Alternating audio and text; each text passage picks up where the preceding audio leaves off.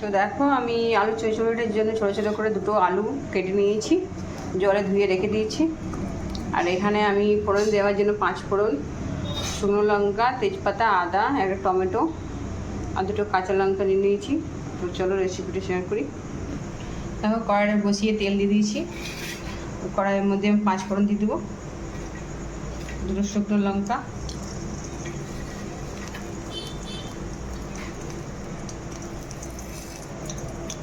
পাঁচ ফোড়ন।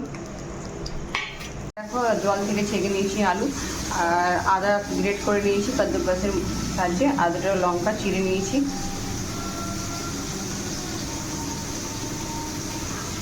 চলো দিয়ে দেবো। টমাটোটা অনেকটাই গলে এসছে, এবার আলুটা ভেজে নেবো।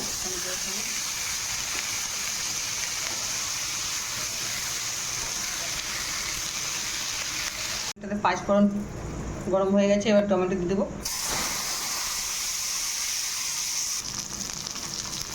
পরিমাণ মতো নুন, একটা তেজপাতা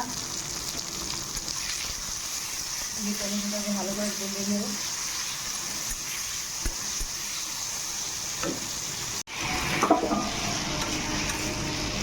আলু চচ্চড়ি বানাবো। আলু, আদা, লঙ্কা, টমেটো সব একসঙ্গে দিয়ে ভালো করে ভেজে নেব।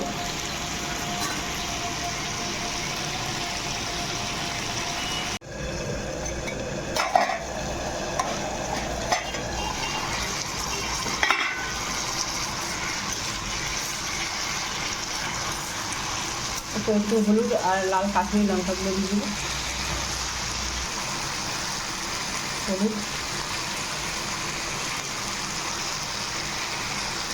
লাল কাশ্মীরি লঙ্কাগুলো দিয়ে এবারে ভালোভাবে মিক্স করে নেব।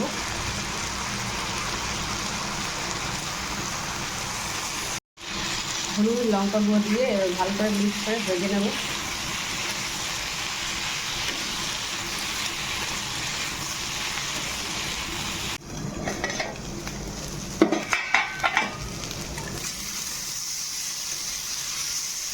অনেকটা লাল করে ভাজা হয়ে গেছে, এবার জল দিয়ে সেদ্ধ হতে দেবো।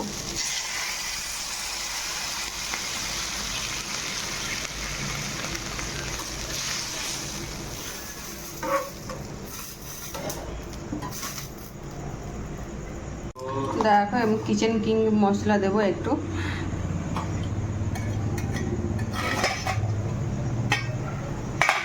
ঝোলটা অনেকটা ফুটে গেছে। কিং মশলাটা দিয়ে একটু ফুটিয়ে নেবো ঝোলটা, ফুটিয়ে তারপর নামিয়ে নেব।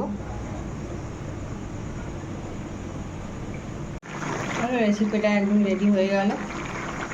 আলু ভালোভাবে সেদ্ধ হয়ে গেছে, রান্না হয়ে গেছে। গ্যাসটার ওভেনটা বন্ধ করে দেবো। তো তোমাদের কাছে আলু চচ্চড়ি রেসিপিটা কেমন হয়েছে অবশ্যই কমেন্ট করে জানাবে, লাইক কমেন্ট শেয়ার করো, আর নতুন থাকলে সাবস্ক্রাইব করে দিও। ধন্যবাদ। দেখো আজকে বানিয়েছি আলু চচ্চড়ি। তো আলু চচ্চড়িটা কীভাবে বানিয়েছি, নিরামিষ আলু চচ্চড়ি। তো চলো তোমাদের কাছে রেসিপিটা আমি শেয়ার করি।